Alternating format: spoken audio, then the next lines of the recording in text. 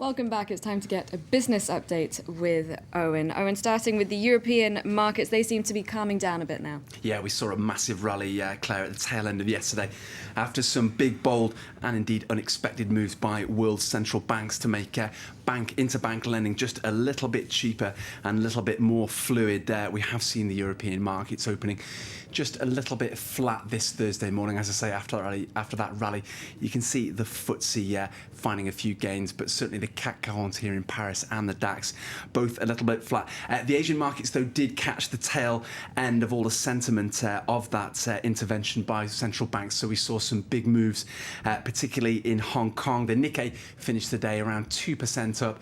You can see the Hang Seng closing a good 5% or so in the green. Those gains a little bit more modest in Shanghai.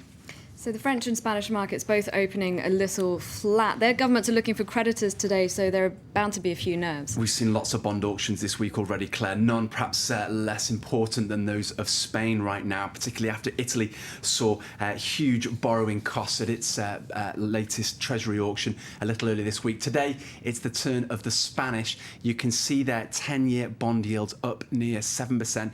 Yes, they've dipped just a little bit in the last few days, but there's really no let-up for this country, which, along with Italy, finds itself right in that too big to fail and indeed too big to save bracket right now. Spain and France are both selling around 8 billion euros worth of bonds of 3, 5 and 10-year paper and so on. France is also a concern right now. A AAA rated economy that really isn't behaving like one, particularly with the yield on its own 10-year bonds. You can see they're up 3.5%. When you compare that to the benchmark in Germany of 2%, you begin to see that France is starting to diverge a little bit with its fellow Euro founder Germany. Those big gains on the markets eclipsed some worrying data from China. The latest manufacturing figures show factories have been turning at their slowest rate for nearly 3 years. It confirms a global slowdown as demand for Chinese goods slips in Western countries, but it also puts the government in more of a quandary over just how much control it should exercise over the economy. Duncan Hewitt explains. OECD has just reduced its prediction of growth in China for next year down to 8.5% from 9.3% this year. So clearly still way higher. But there are clear worries in China at the moment. We've seen the central bank saying that the contribution of net exports to GDP reached 0 in the last quarter. Orders were significantly down at the Guangzhou Trade Fair recently. And the central bank, which has been mainly focused on fighting inflation, has also in China just yesterday taken steps to increase liquidity, has reduced the reserve rates for banks. And there's a sense that they need to boost, in particular, small businesses, which have been struggling to get credit. We've seen a lot of defaults and bankruptcies. But some economists still want more steps, and they're calling for cuts in both income tax and VAT on businesses so that spending will be stimulated. Now, of course, China has some of the biggest, if not the biggest, foreign currency reserves in the world, but is currently not prepared to start investing those in the European bailout fund. I mentioned earlier that Italy and Spain remain the two biggest concerns, and that bailout fund isn't yet big enough and doesn't have the kind of leverage it needs to save those two countries. There have been reports this week that the EU is now being briefed on a potential Italy bailout with its own borrowing costs spiralling onwards and upwards. But the IMF has said categorically it is not about to step in and bail out the likes of Italy and Spain. Here's the head of the IMF, Christine Lagarde. The National Monetary Fund is already very engaged on the European scene. We have 3 countries that are currently under program in the Eurozone: Ireland, Portugal, and of course Greece. We have had no discussions whatsoever with Italy and Spain to negotiate any kind of program. Let's now pick up on a few more of the day's headlines for you. France has suffered a fresh blow in its attempts to find a foreign buyer for its flagship fighter jet, the Rafale. The Swiss government has announced it's opted for a €3 billion deal to buy 22 of Saab's Gripen jets instead of Dassault's Rafale. It's another setback for Rafale just weeks after United Arab Emirates went cold on another deal for the plane, claiming it was too expensive compared to other tenders. Starbucks is to open 300 new branches in the UK. The coffee house chain is concentrating most of the expansion on around 200 licensed drive-through outlets linked to service stations, with the creation of up to 5,000 jobs. In recent years, the US-based multinational has closed nearly 1,000 stores worldwide to try to save $500 million in the wake of the 2008 economic crisis. And Walt Disney is increasing its annual dividend by 50%, the biggest such increase for 20 years. The 60% dividend will be paid out to shareholders towards the end of January. Record sales and profits from its theme parks and ESPN Sports Network have driven the increase. The company is also returning cash to investors through a $5 billion share buyback.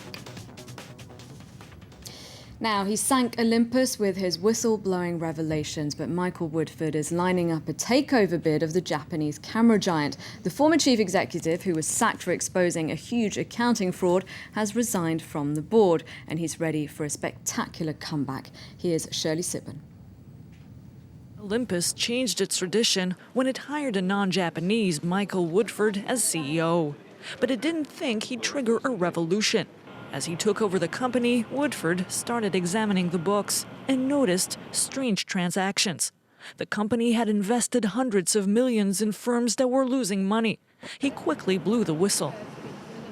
I just couldn't reconcile what could be worth $800 million for these three companies with no turnover. Never mind that they seem the most bizarre choices. I mean, face cream. I mean, come on. Woodford discovered Olympus was using these investments to hide huge losses. He says he tried to discuss this within the company, but then the board fired him in October and Woodford went public.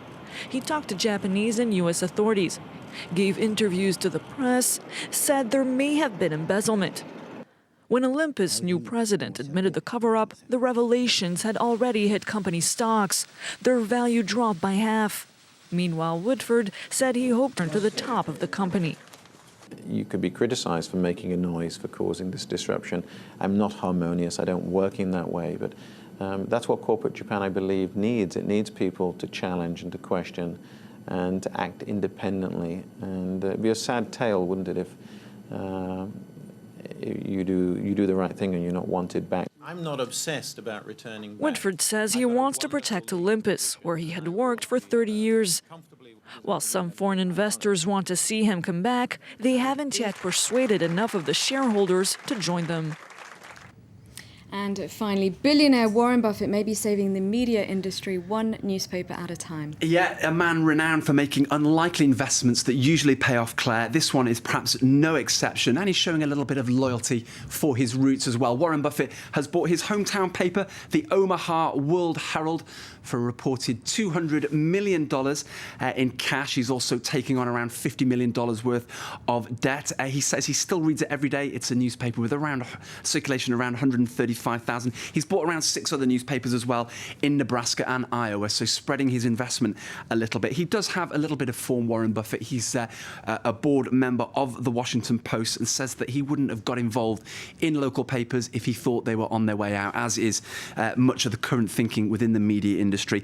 This is nice. They actually have a weekly column, an online chat called Warren Watch, and apparently they will have to suspend that column or end that column now. I guess there's a bit of a conflict of interest if the owner himself is featured so heavily. But I think that's worth holding the front page for, don't you? Absolutely. Warren Buffett. Thank you very much, Owen, for that look at the day's business news. And before we go, I'd just like to point out that it's our producer Roland's last shift today with us here at France 24. On behalf of all of us here on Live from Paris, all of us at France 24, we'd like to say thanks very much for all your hard work and good luck in London. That's it from me. Stuart North will have the latest headlines coming up in just a couple of minutes, and he too, of course, will miss Roland.